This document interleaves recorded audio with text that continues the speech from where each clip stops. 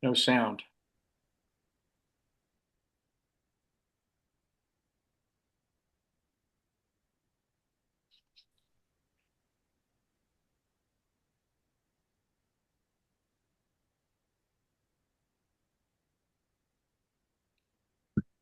No sound.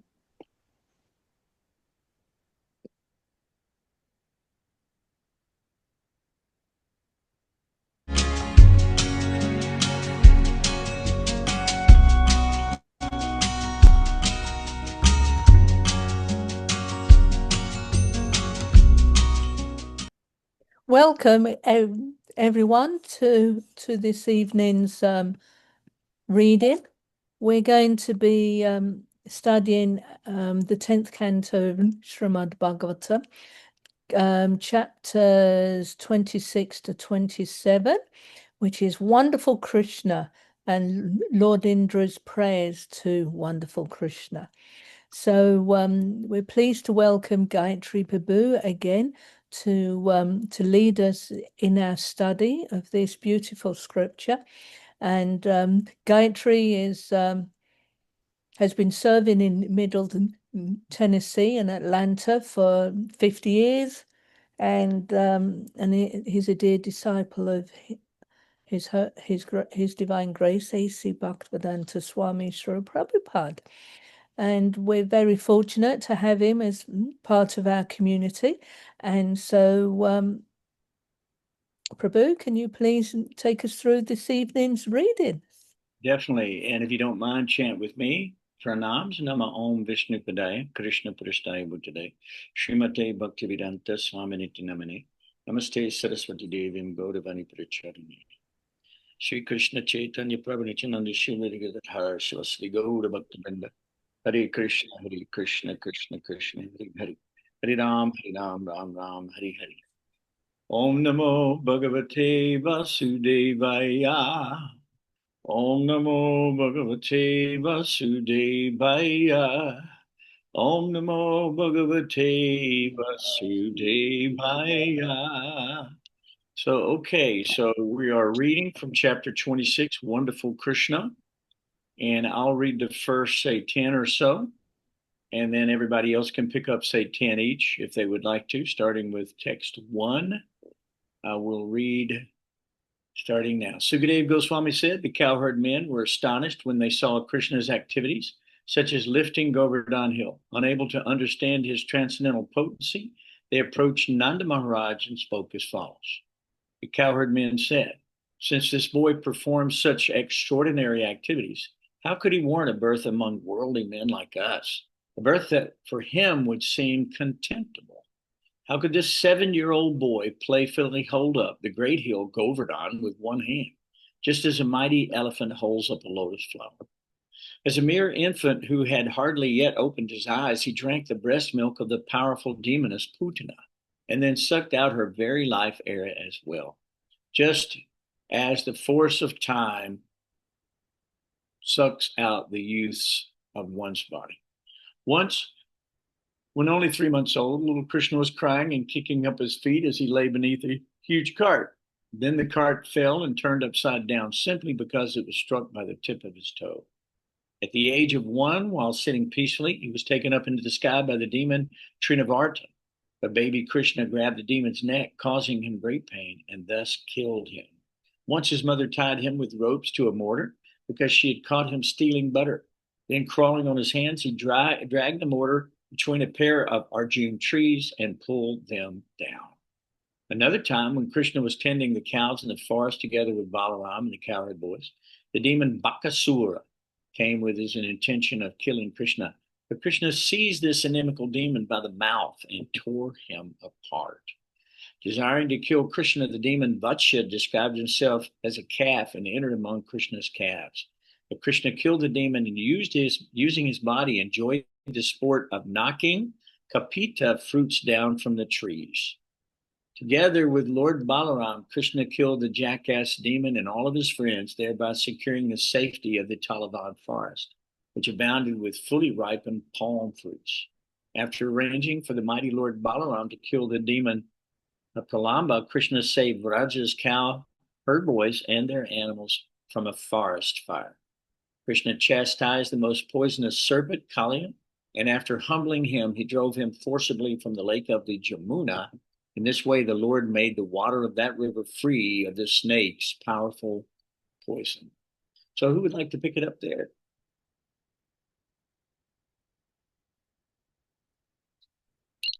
Anybody? Don't all jump at once now. I can read. I will. I can read. Okay, very good. Please take 10 verses or so. Text 13. Dear Nanda, how is it that we all, the other residents of Raja, cannot give up our constant affection for your son? And how is it that he is so spontaneously attracted to us? On the one hand, this boy is only 7 years old, and on the other, we see that he has lifted the great hill Govardhana. Therefore, O King of Raj, a doubt about your son arises within us. Nand Maharaj replied, O cowherd men, just hear my words and let all your doubts concerning my son be gone. Some time ago, Garga Muni spoke to me as follows about this boy. Garga Muni had said, your son Krishna appears as an incarnation in every millennium. In the past, he assumed 3 different colors, white, red, and yellow. And now he has appeared in a blackish color. For many reasons, this beautiful son of yours sometimes appeared previously as the son of Vasudeva. Therefore, those who are learned sometimes call this child Vasudeva. For this son of yours, there are many forms and names according to his transcendental qualities and activities. These are known to me, but people in general do not understand them. To increase the transcendental bliss of the cowherd men of Gokul, this child will always act auspiciously for you. And by his grace only, you will surpass all difficulties. O Nand Maharaj, as recorded in history, when there was an irregular, incapable government, Indra having been dethroned, and when honest people were being harassed and disturbed by thieves, this child appeared in order to curb the rogues and to protect the people and enable them to flourish. Demons cannot harm the demigods, who always have Lord Vishnu on their side. Similarly, any person or group attached to all auspicious Krishna cannot be defeated by enemies. Therefore, O Nand Maharaj, this child of yours is as good as Narayana. In his transcendental qualities, opulence, name, fame, and influence, he is exactly like Narayan. Thus, you should not be astonished by his activities. Nand Maharaj continued, after Garga Rishi spoke these words to me and returned home, I began to consider that Krishna, who keeps us free from trouble, is actually an expansion of Lord Narayan. Sukadev Goswami continued, having heard Nanda Maharaj relate the statements of Garga Muni, the residents of Vrindavan became enlivened. Their perplexity was gone, and they worshipped Nand and Lord Krishna with great respect. Indra became angry when his sacrifice was disrupted, and thus he caused rain and hail to fall on Gokul, accompanied by lightning and powerful winds, all of which brought great suffering to the cowherds, animals, and women there.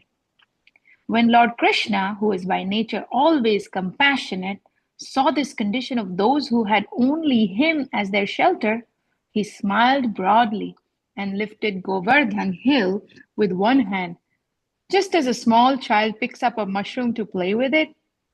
Holding up the hill, he protected the cowherd community. May he, Govinda, the Lord of the cows and the destroyer of Indra's false pride, be pleased with us. Yeah, very nice, very nice. So who wants to pick up there? And we're going to go ahead and read this next chapter as well. Okay, I'll read some then. Krishna Dasi, thank you. Okay. Sukadev Goswami said, After Krishna had lifted Govardhan Hill and thus protected the inhabitants of Vraj from the terrible rainfall, Surabhi, the mother of the cows, came from her planet to see Krishna. She was accompanied by Indra. Indra was very ashamed of having offended the Lord. Approaching him in a solitary place, Indra fell down and lay his helmet, whose effulgence was as brilliant as the sun, upon the Lord's lotus feet.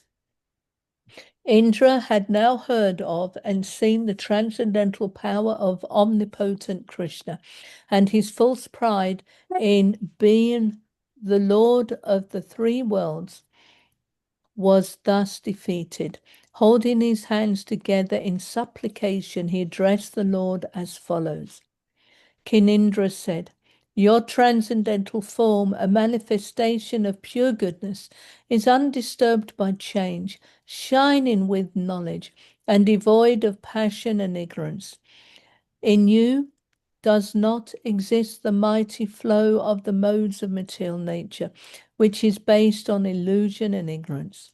How then could there exist in you the symptoms of an ignorant person, such as greed, lust, anger, and envy, which are produced by one's previous involvement in material existence and which cause one to become further entangled in material existence? And yet, as the Supreme Lord, you impose punishment to protect religious principles and curb down the wicked. You are the Father and spiritual master of this entire universe, and also its supreme controller. You are insurmountable time, imposing punishment upon the sinful for their own benefit. Indeed, in your various incarnations, selected by your own free will, you act decisively to remove the false pride of those who presume themselves masters of this world. Even fools like me, who proudly think themselves universal lords, quickly give up their conceit and directly take to the path of the spiritually progressive when they see you are fearless even in the face of time. Thus you punish the mischievous only to instruct them. Engrossed in pride and over my ruling power, ignorant of your majesty, I offended you, O Lord. May you forgive me. My intelligence was bewildered, but let my consciousness never again be impure. You descend into this world, O transcendent Lord, to destroy the warlords who burden the earth and create many terrible disturbances. O Lord, you simultaneously act for the welfare of those who faithfully serve your lotus feet. Obeisances unto you, the Supreme Personality of Godhead, the Great Soul, who are all-pervading and who reside in the hearts of all. My obeisances unto you, Krishna, the chief of the Yadu dynasty, unto him who assumes transcendental bodies according to the desires of his devotees, unto him whose form is itself pure consciousness, unto him who is everything, who is the seed of everything, and who is the soul of all creatures, I offer my obeisances. My dear Lord, when my sacrifice was disrupted, I become fiercely angry because of false pride. Thus I tried to destroy your cowherd community with severe rain and wind. O Lord, you have shown mercy to me by shattering my false pride and defeating my attempt to punish Vrindavan. To you, the Supreme Lord, Spiritual Master and Supreme Soul, I have now come for shelter. Does someone else want to take over from there? I can read. Right. All right. Shukadev Goswami said, thus glorified by Indra, Lord Krishna, the Supreme Personality of Godhead, smiled and then spoke to him as follows in a voice resonant like the clouds. The Supreme Personality of Godhead said, my dear Indra, it was out of mercy that I stopped the sacrifice meant for you. You were greatly intoxicated by your opulence as King of Heaven, and I wanted you to always remember me. A man blinded by intoxication with his power and opulence cannot see me nearby with the rod of punishment in my hand. If I desire his real welfare, I drag him down from his materially fortunate position.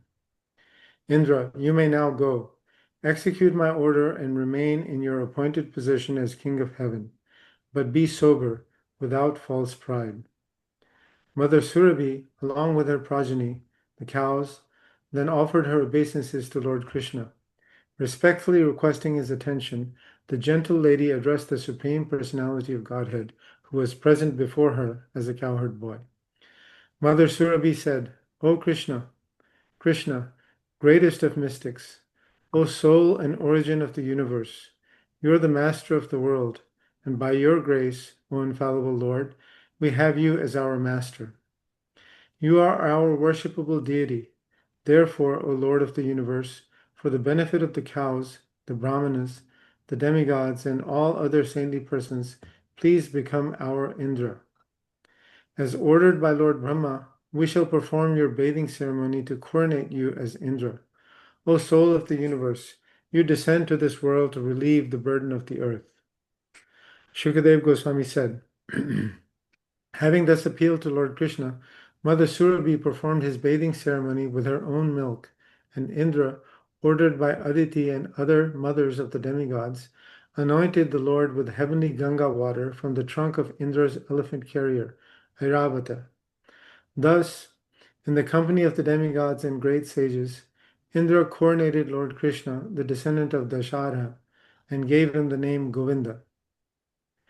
Tumburu, Narada, and other Gandharvas, along with the Vidyadharas, Siddhas, and Charanas, came there to sing the glories of Lord Hari, which purified the entire world.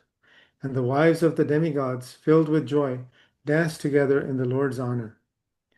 The most eminent demigods chanted the praises of the Lord and scattered wonderful showers of flowers all around him. All three worlds felt supreme satisfaction, and the cows drenched the surface of the earth with their milk. Rivers flowed with various kinds of tasty liquids. Trees exuded honey. Edible plants came to maturity without cultivation, and hills gave forth jewels formerly hidden in their interiors. O Parikshit, beloved of the Kuru dynasty, upon the ceremonial bathing of Lord Krishna, all living creatures, even those cruel by nature, became entirely free of enmity. After he had ceremonially bathed Lord Govinda, who was the master of the cows and the cowherd community, King Indra took the Lord's permission and, surrounded by the demigods and other higher beings, returned to his heavenly abode. Actually, that was pretty quick, huh? Those 2 chapters? Yeah. Got pretty fast. Isn't that beautiful, guys?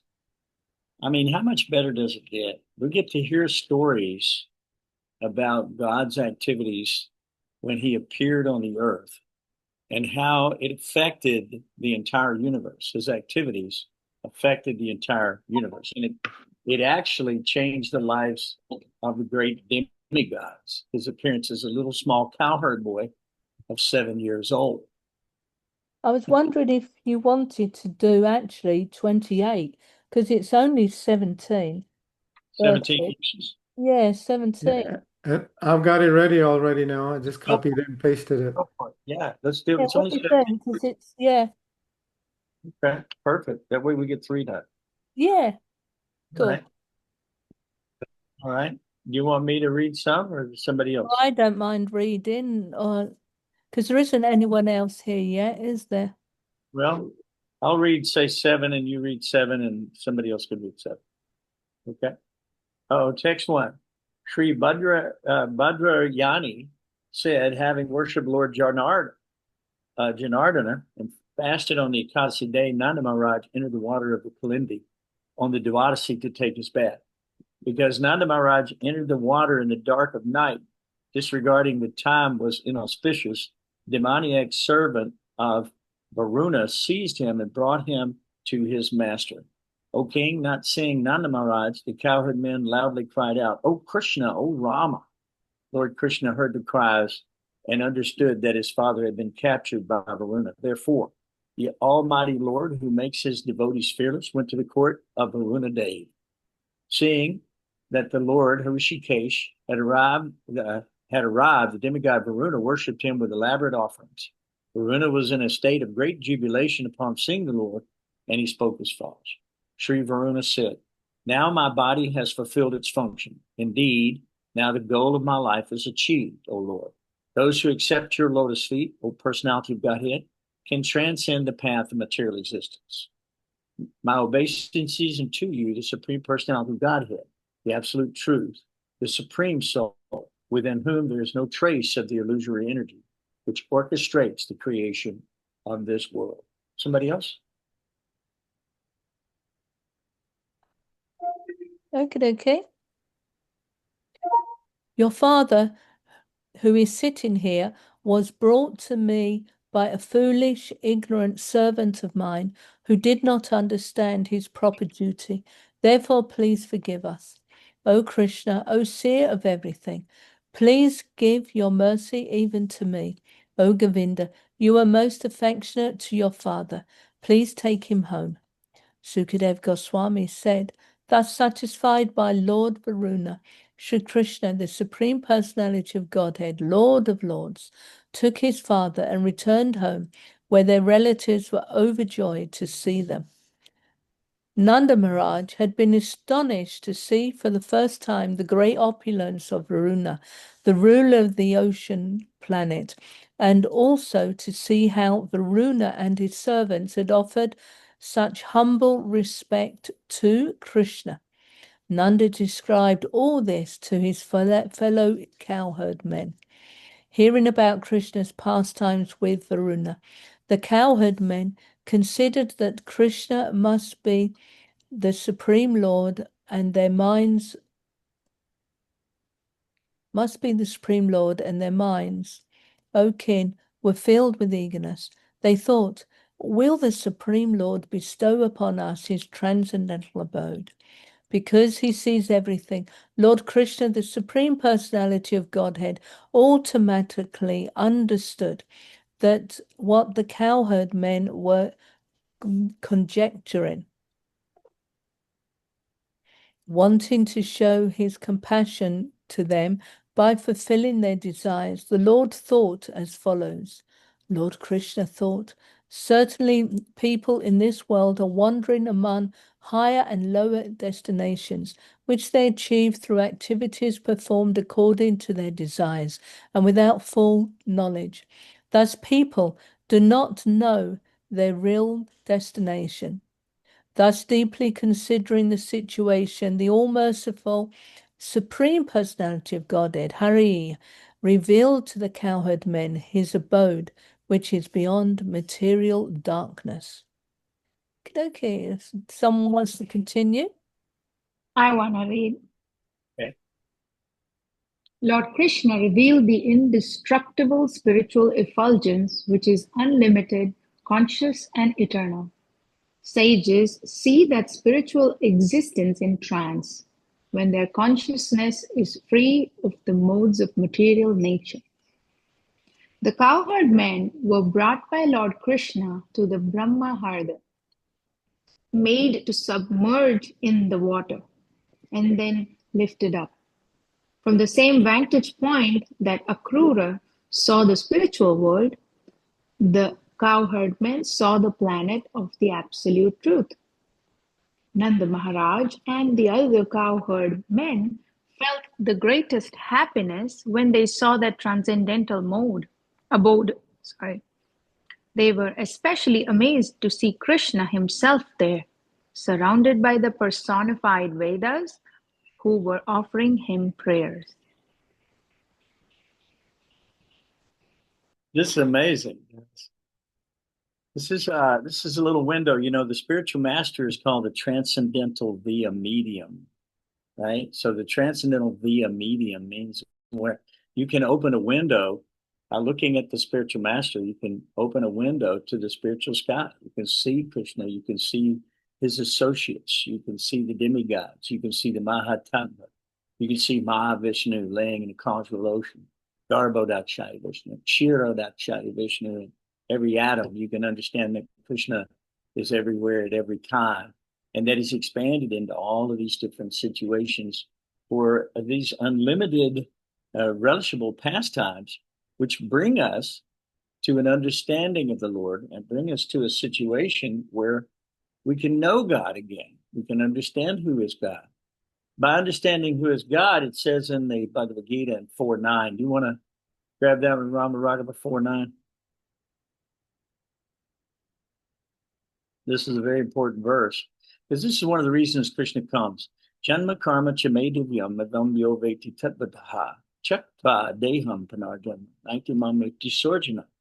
Translation: one who knows the transcendental nature of my appearance and activities does not, upon leaving the body, take his birth again in this material world, but attains my eternal abode, O Arjuna. So this is one of the reasons Krishna is coming, right? Ganeshaya Chadushkatam, we know he's killing the demons. Sadhunam, he's coming to get the sadhus. He's coming millennium after millennium to establish the principles of religion in the world, which we forget fairly regularly. And so Krishna is coming to show us his eternal abode. He came to show Arjuna his universal form, and Arjuna saw the universal form. What did Mother Yasoda see in Krishna's mouth when she checked for dirt? She saw the universal form. She saw all the planets, all creatures, all living entities, all in one place, all amazing. She saw these things inside Krishna's mouth. So Krishna is coming again and again and again and again and again. It's in the forms that the devotees desire. Can you imagine how wonderful the form of half man, half lion is? Can you imagine? Krishna came in the form of a fish. Krishna came, he came in the form of a turtle.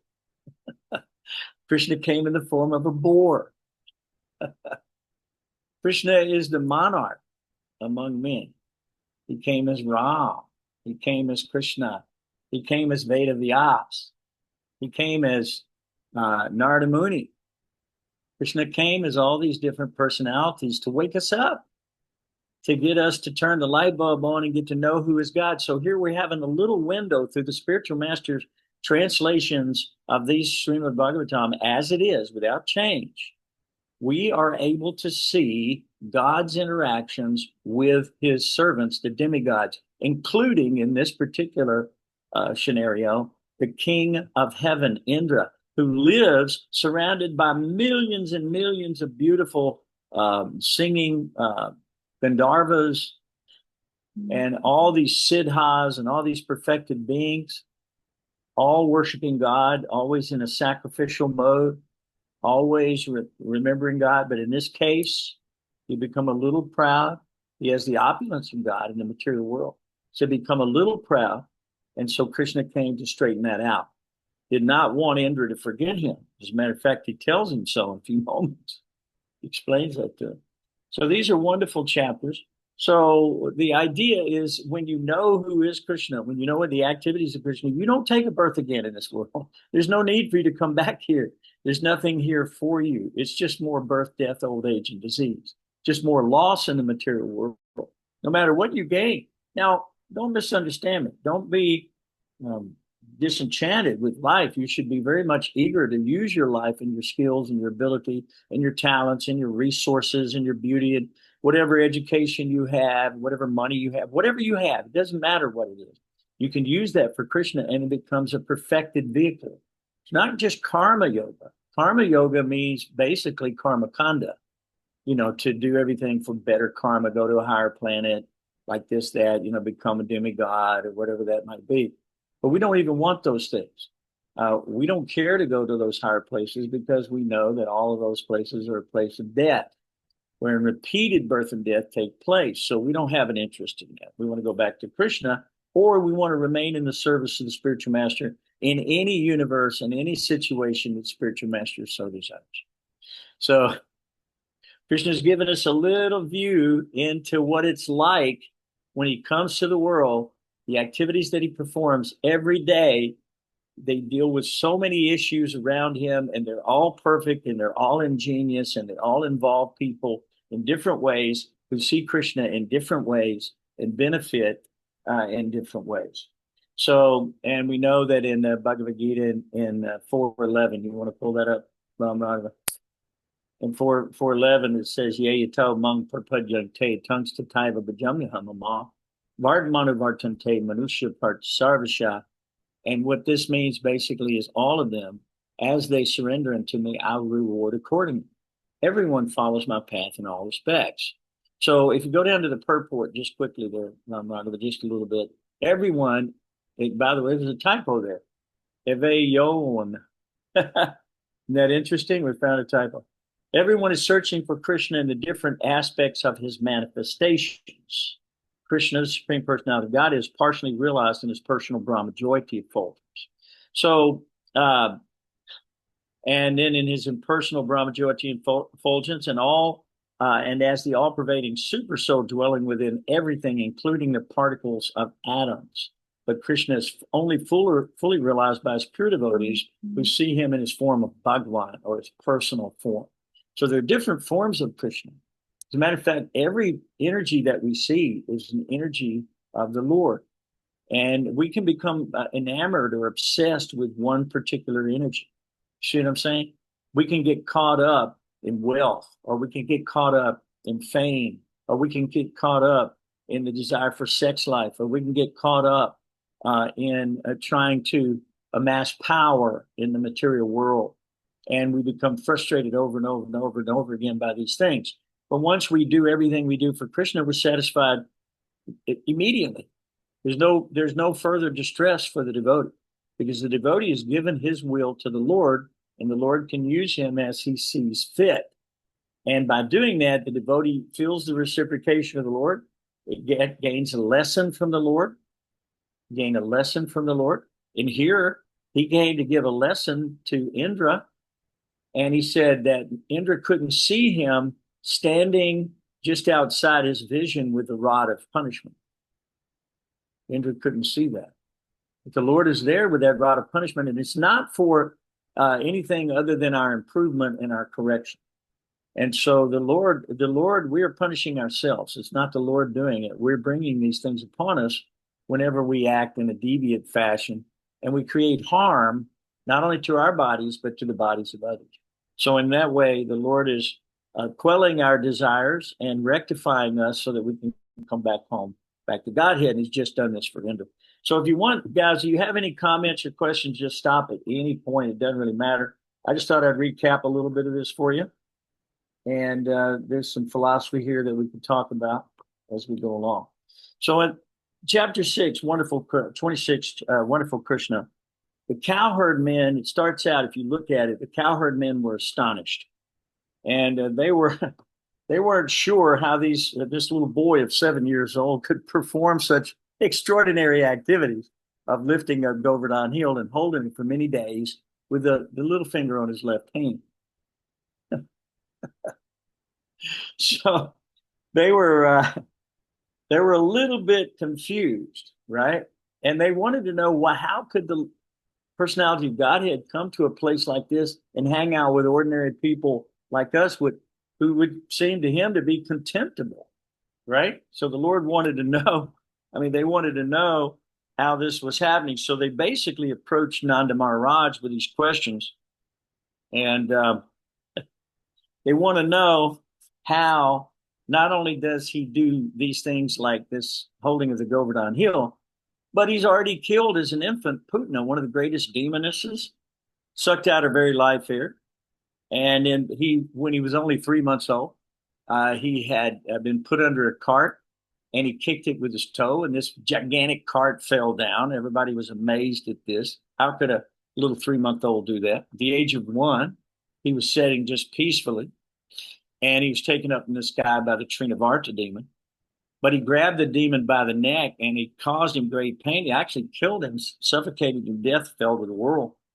And this demon, this whirlwind demon, was killed. And everyone was astonished every time these things were happening. The demons were coming literally out of the woodwork. Kamsa was helping, because Kamsa wanted to send these demons and assemble these demons to kill Krishna, because he knew that the voice in the sky said that he would kill him. So he was trying trying to beat him to the punch, right? So one time, tending the calves in the forest, the Bakasura demon came, intention of killing the cowherd boys. Krishna seized him by his beak and bifurcated this big demon, Bakasura, killed him dead, and desiring to kill Krishna Vatsa. Now, Vatsa hasn't been described in these stories yet, but it describes him here, that it's a demon who came as a calf. And in that calf, he came, disguised as a calf, and he wanted to kill Krishna. So Krishna killed him instead. And they used his body as like a ball to throw it into the tree to knock down these fruits, these wonderful fruits called kapita fruits. Never heard of them. We hear these depictions of great trees and plants and fruits. In some cases, we don't see in the world so much. Parijata flowers and all these different kinds of flowers. All these things are described in the Vedas. Very wonderful.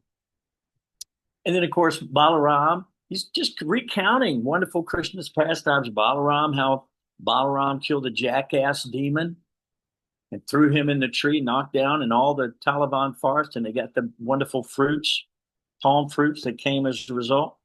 And how Balaram killed Pralamba. I meant to say, Balaram killed Pralamba and saved the cowherd boys and their animals from a forest fire later. So, and then it says that he chastised the most poisonous serpent, Kalia, danced on his heads, and set him free, and cleaned the water of the poison that the snake had killed all the cowherd boys, by the way. And what did Krishna do? Just brought him back to life. No problem. Not an issue. Even Indra, there's an account where Indra brought, I think it might have been his elephant back to life, if I'm not mistaken. But he's capable of those types of siddhas. So, and then it says, how is it that everybody in the cowherd community was so just spontaneously attracted to Krishna that he became the dear heart of not only all the gopis, but the cowherd women, the mothers, the Brahmins, the family members, all the cowherd boys were crazy about him. Everyone was spontaneously attracted to him in such a pronounced way. Nobody could understand how this is possible. How could this be that we're so attracted? On one hand, this boy's only 7 years old. And on the other hand, he's got Govardhan Hill. What? How can this possibly be? So it rose a bunch of doubt in the cowherd men. They couldn't understand it. So they go to Nanda and he says, let me tell you what I heard from Gargamuni. This should solve all your problems. Gargamuni some time ago told him about this boy at his birth. Actually, you might remember the ceremony. They did it in a shed so that they wouldn't attract all the demons, right? So in that ceremony, Gargamuni saw all the signs of Narayan in the body of baby Krishna. And so he explained that in the past he'd assumed 3 different colors and different incarnations, red, yellow, and white. And now he's appeared in a blackish color. And he's also known as Vasudeva because he's son of Vasudeva. And he said, this is known to me, but most people don't understand his transcendental qualities, right? And why is that? Anybody know they don't understand Krishna's transcendental qualities? There's a verse in Bhagavad Gita 7:13. You want to go to that? 7:13. Tribir guna mayir bhavayar ebe sarve sarvam idam jagat mohitam nabijanati mam ebya param avyayam. This means deluded by the 3 modes, goodness, passion, and ignorance. The whole world does not know me, who am above the modes and inexhaustible. So the whole world is enchanted, Prabhupada says, by these 3 modes of material nature.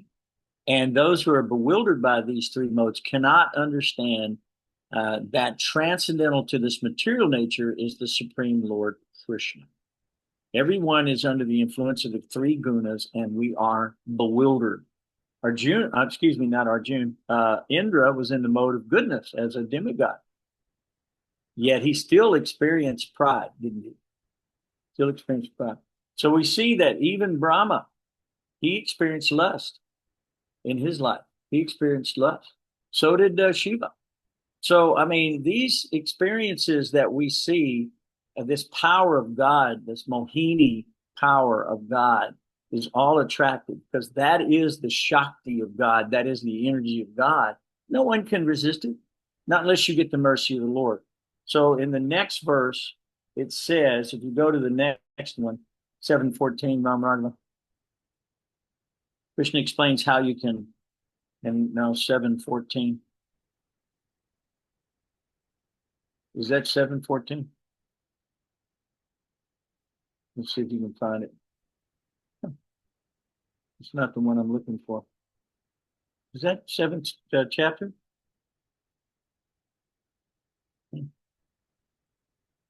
Yeah. Well, the verse I'm looking for is Krishna says, this divine energy of mine consisting of the three modes of material nature. There it is. Which one is that then? Is that not 7:14? It is. Okay.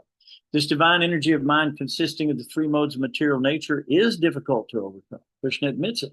But those who have surrendered it to me can easily cross beyond it. So if we surrender to the Lord and we give everything that we have to the Lord, we're crossing over these modes. We are not in the mode of goodness, by the way. You know what devotional service, what mode that is in? You know? Pure goodness. Right? Pure goodness. Suddha sattva, not just sattva, but pure goodness, transcendental to the modes of material nature. It is an act of spiritual life. And in that act, there is no karma. You don't come back here to suffer, enjoy a result because you're not doing work within the material world. The work you're doing for Krishna. There's nothing left for you to worry about at that point. So he goes on, Gargamuni told him, says, to increase the transcendental bliss of the cowherd man in Gokula, this child will always act auspiciously for you. And by his grace only, you will pass all difficulty. So by Krishna's grace, we're going to surpass all difficulty. It's not going to be a problem. Demigods cannot harm the demons. I said it backward. Demons cannot harm the demigods. I didn't mean to say that backward. Actually, sometimes they do harm the demigods, don't they? We've seen that. But they really can. And who always has Lord Vishnu on their side. Similarly, any person or group attached to the all-auspicious Krishna cannot be defeated by enemy. So take that to the bank, y'all. Take that one to the bank. Post that somewhere where you can read it every day, all day long, because it says Krishna cannot, one who's attached to the all auspicious Krishna cannot be defeated by enemies. You got a question? Go for it. What's your question?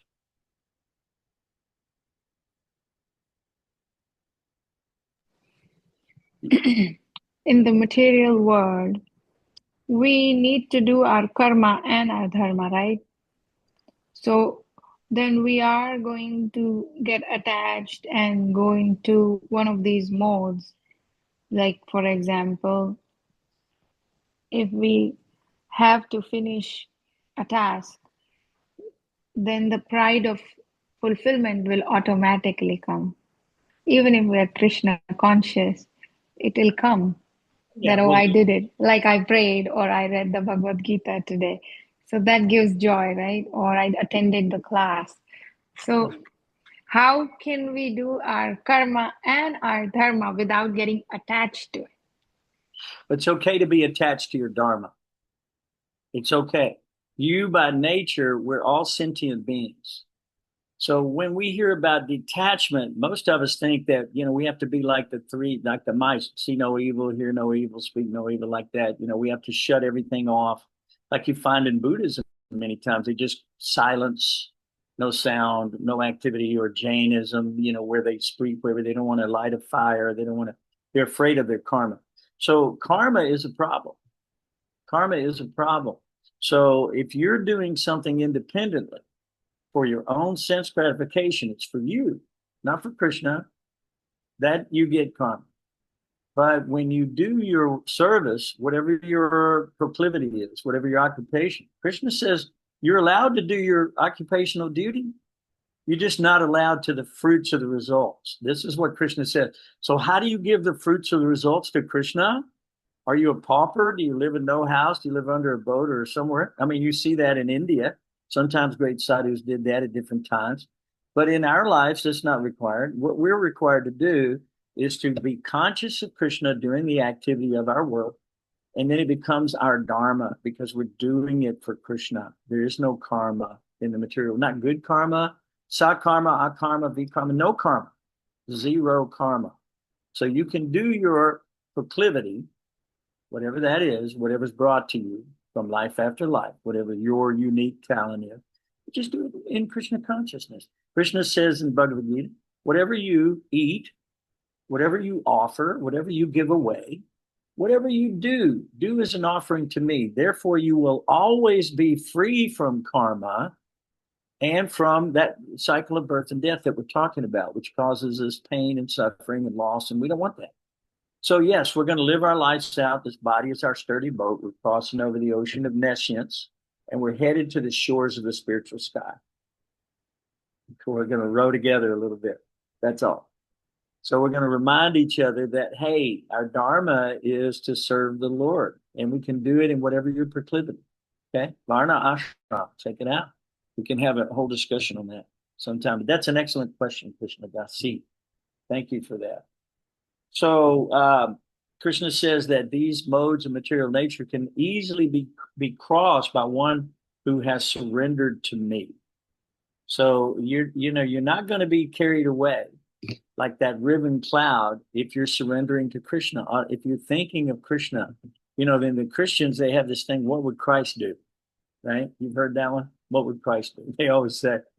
But you could ask yourself, what would Krishna do? What would Prabhupada want me to do? How would that work?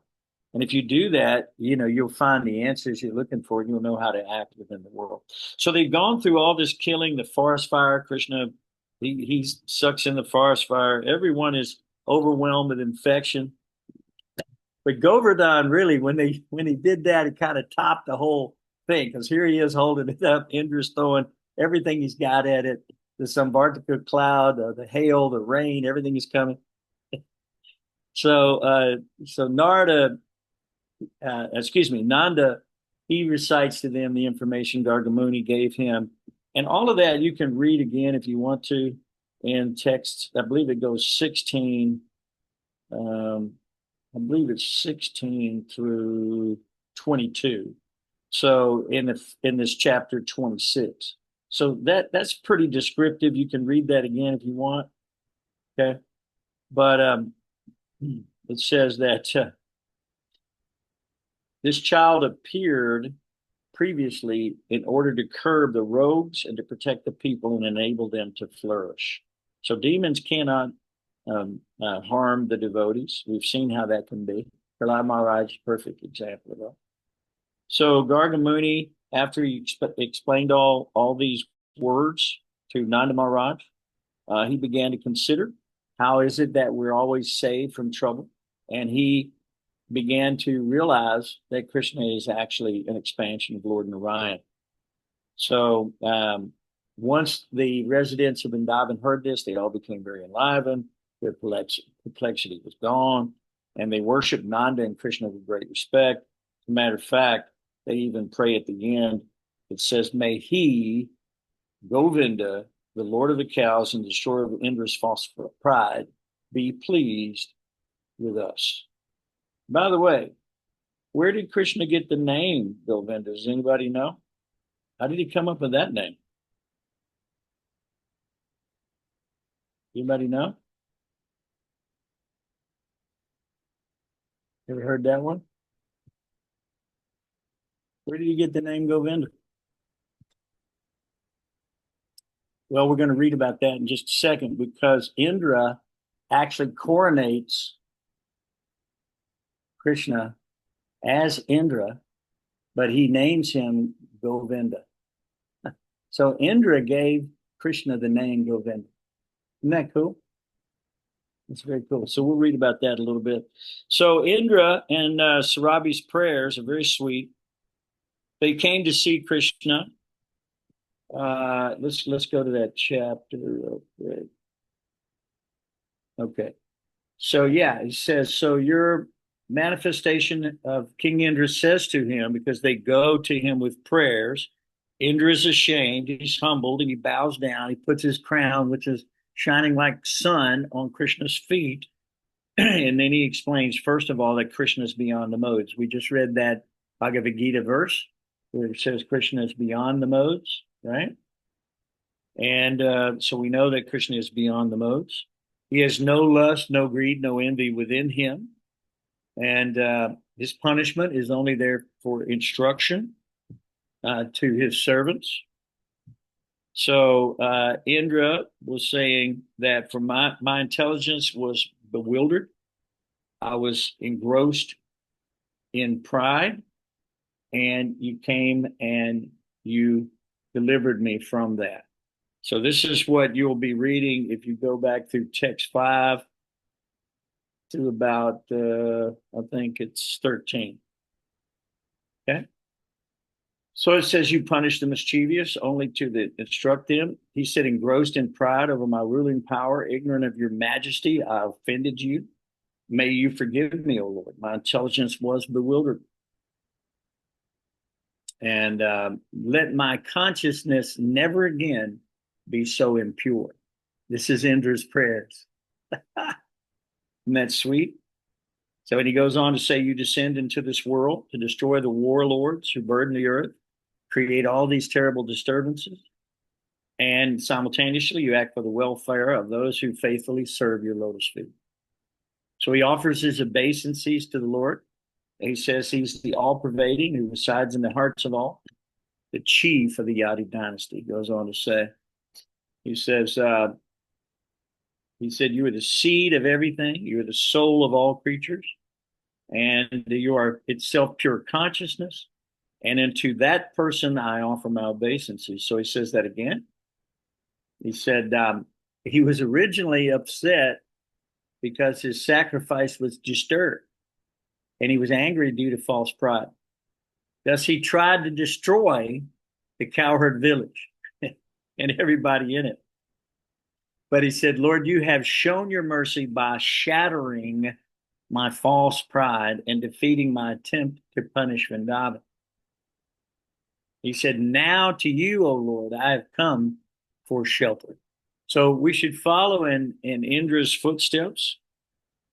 And we should realize that we should be ashamed that somehow or the other, with our own false pride and our own desires in the material world, we've deviated from what Krishna would have for us.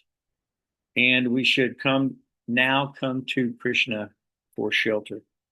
So Lord Krishna, after he heard Indra's nice prayers, he smiled. This is what Krishna always does. He kind of smiled mildly.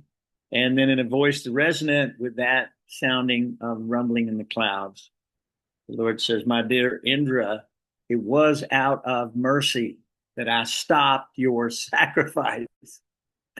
It was out of my mercy because you were greatly intoxicated by your opulence as the King of Heaven. And what else did Krishna want him to do? This is pretty indicative of who Krishna is. He says to Indra, and I wanted you to remember me. Like if someone loves you and they can't stop thinking about you and you just snub them, you just ignore them, or you don't accept their, even existence. That's the way the material atheist is. They don't know there's no God. And the agnostic is, maybe there's a God, but I don't know who he is. I have no idea who is God. And then there's these so-called sectarianists or paganists. They think the world is God, or the impersonalists who think the bright light of the Brahma Jyoti is God. Even the Gyanis who think the super soul in the consciousness in every atom, that is God. That's as far as they go. But the devotees go all the way to Bhagavan. Bhagavan means that God is a person. He has threefold bending form. Satchidananda Vigraha, Brahma says and describes it. Threefold bending form of Shyamasundar playing the flute. This is the person God. He's described in text, select verses in prose and poetry throughout the Srimad Bhagavatam. You can read it over and over and over again. And but he goes on to tell Indra, this is very cool. He says, when I really desire someone's welfare, I drag him down from his materially fortunate position. Because if that fortunate position is ruining your relationship with God, it'd be better you never had that fortunate position, right? It'd be better you never had it. Now, if you can learn to use your good fortune in the service of the Lord, then that is wonderful, because whatever you have then becomes an asset to you to advance in your Krishna consciousness. Krishna says in 9:14 in Bhagavad Gita, you want to pull that up, Ram Raghavan? 9:14. Satatam kirtayanto mam yantantas cha dridhavrata namanyastans cha mambakya nitya yuta pasate. Always chanting my glories, endeavoring with great determination, bowing down before me. These great souls perpetually worship me with devotion. So what do we see Indra do? What do we see Surabi do? These are great souls. Surabi came from her own planet for just to see Krishna with Indra. And they came before the Lord and they bowed down and they offered their prayers to the Lord. And they gave him a wonderful prayer. And Krishna says to them, if I see that you're doing these things that are wrong, I'll drag you down. So he tells Indra, he goes on, he says, well, you may now go. Now that I've straightened you out, you may now go, but be sober. He says, be sober. Please be without false pride. Now you may go. So Indra, Krishna don't play around, guys. I mean, he don't have time to sit around and, what they call chew the fat. That's what we say out here in the country. The boys over there chewing the fat. He doesn't have time for that. Krishna, he straightened him out. He tells him what to do. Indra, the king of heaven, the most powerful person in the universe, him and Brahma and Shiva, tells him, you may now go. Now that I've straightened you out. So Surabi, then she offers her obeisances, which is wonderful.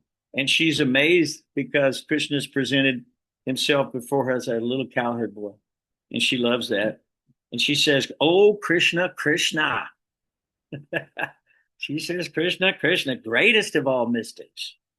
O soul, O origin of the universe.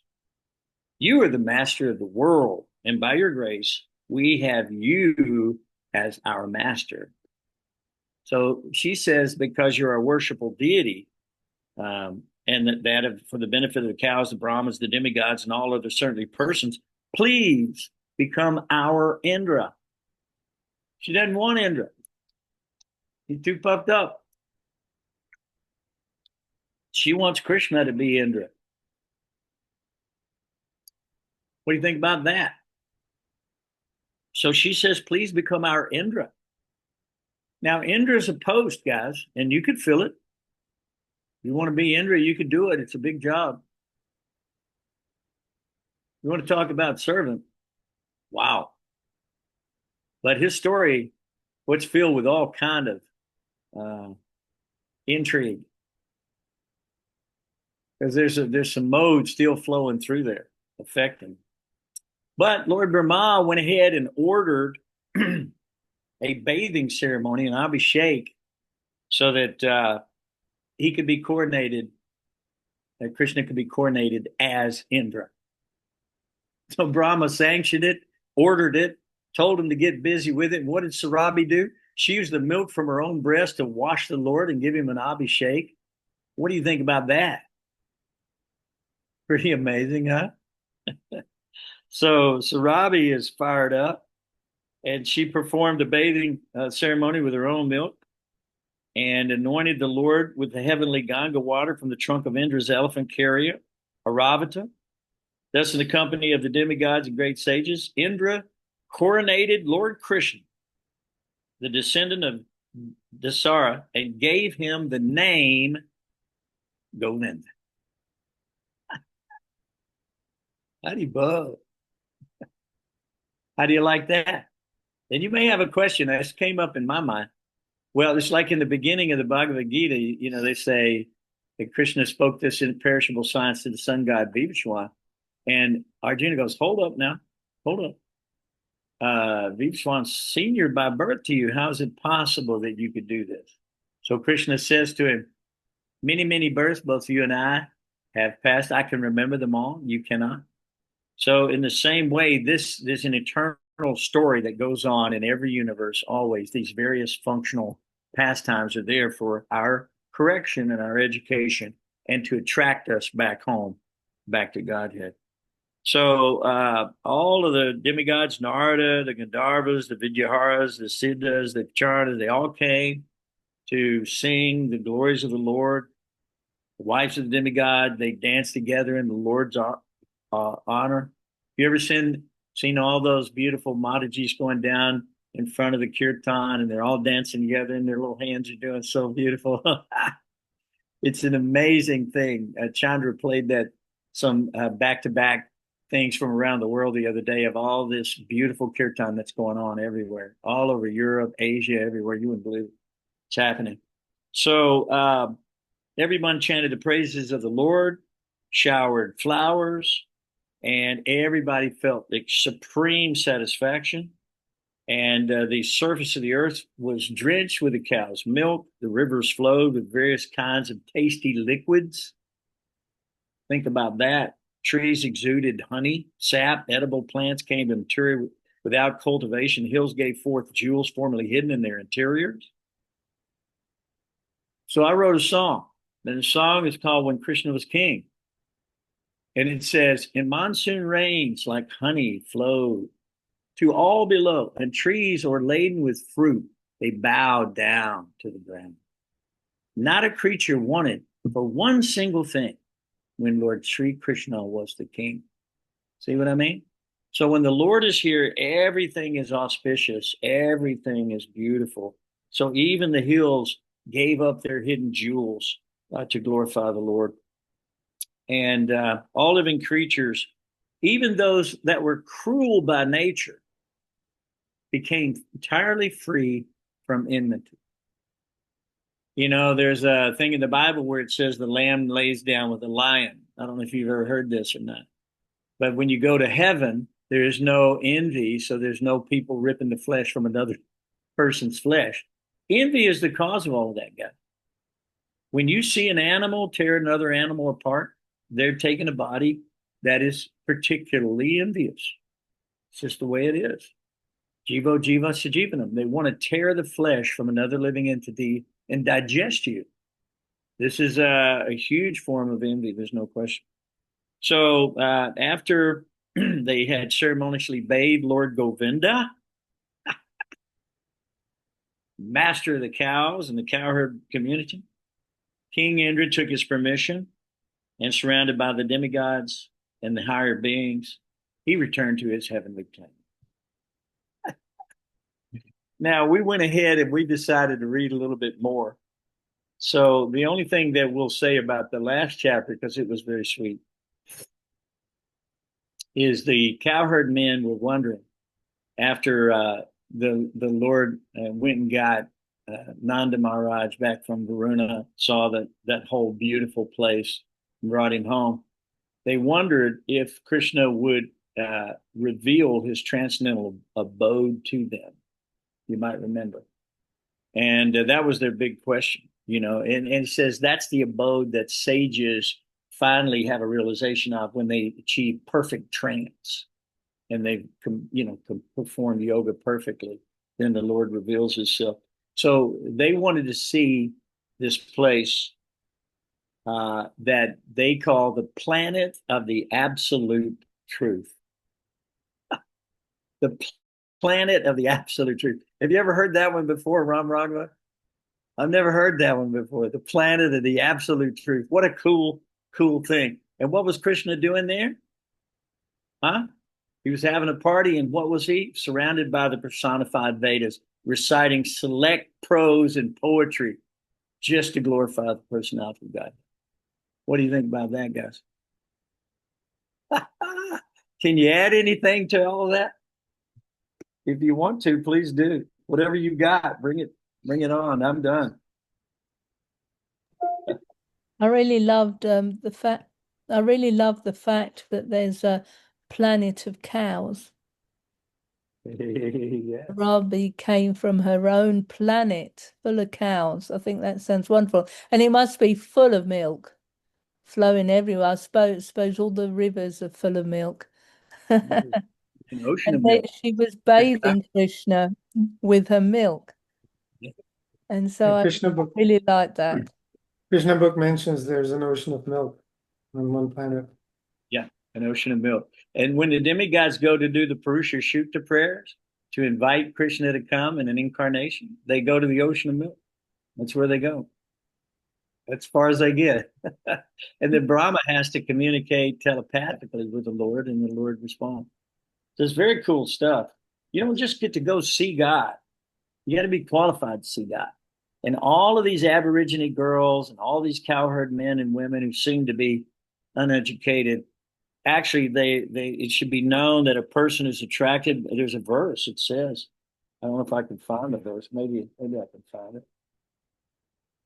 It says that if a person is attracted to the chanting of the Hare Krishna Maha Mantra, that he is considered to have performed all other rituals. Here it is. This is in 3:33:8 in the Srimad Bhagavatam. I don't know if you got time to find it, but it says, "Oh, my Lord, persons who chant the holy names of your Lordship are far, far advanced in spiritual life, even if born in families of dog-eaters. Such chanters have undoubtedly performed all kinds of austerities and sacrifices, bathed in all sacred places, and finished all scriptural studies." So this chanting of the Hare Krishna Maha Mantra is very, very, very powerful. And it is the Yuga Dharma, by the way. It is the Yuga Dharma. So we should chant always and remember Krishna always chanting my glories. Krishna says, these great souls perpetually bow down to me and worship me with devotion. Yeah, there you go. Always chanting my glories, endeavoring with great determination, bowing down before these great souls perpetually worship me with devotion. That's a verse we should always remember. And we should become one of those great souls simply by chanting this Maha Mantra, Hare Krishna, Hare Krishna, Krishna Krishna, Hare Hare, Hare Ram, Hare Ram, Ram Ram, Hare Hare. Hare. Thank you all very much. You're beautiful for being here tonight. We've got a couple of weeks here. Oh, there you are. There's Seema. I see you now. All right. Now my life is completely perfected. There you go. Hero. Haribo. There's my parents. You don't get them wrong, they're my parents too. I don't know what you're thinking. You got to share, man. You got to share. You can't just keep the treasure in the treasure chest. You got to bring it out.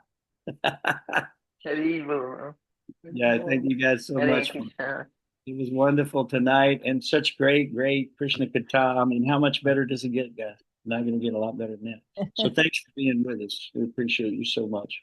Any other questions or comments, or otherwise we'll end the meeting? All right, repeat after me.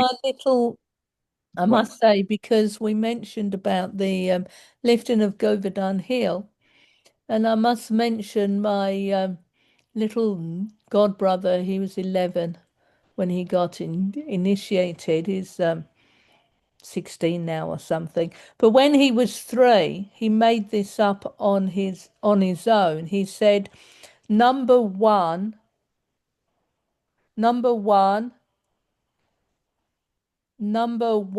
Govardhan. He made that up when he was 3. Number one, Govardhan. Where did he get that from? You know, when he was 3, he made that up. And Nice. so it's amazing how some of these devotees that we've got, I don't know, they're just amazing souls. Well, they're coming to us from other planets and other places and great experiences, great yogis who've been through all of this. Like the Aborigine girls in Vrindavan are considered to be the highest of all, the Madhurya Rasa. And they always say that they've not had any education, but obviously they know everything. Prabhupada said that one who has spiritual master and accepts spiritual master and his explanation without changing of Krishna, he is someone who knows everything. He knows everything. So we know everything because Krishna is the source of everything. So therefore, all we have to do is go to Krishna and we'll get perfect guidance every time. So say with me, Hare Krishna, Hare Krishna, Krishna Krishna, Hare Rama, Hare Rama, Rama Rama. I love you guys. Thank you so much for being here, and I'll see you next time. Okay. Hari Hari Bol. Hari Bol.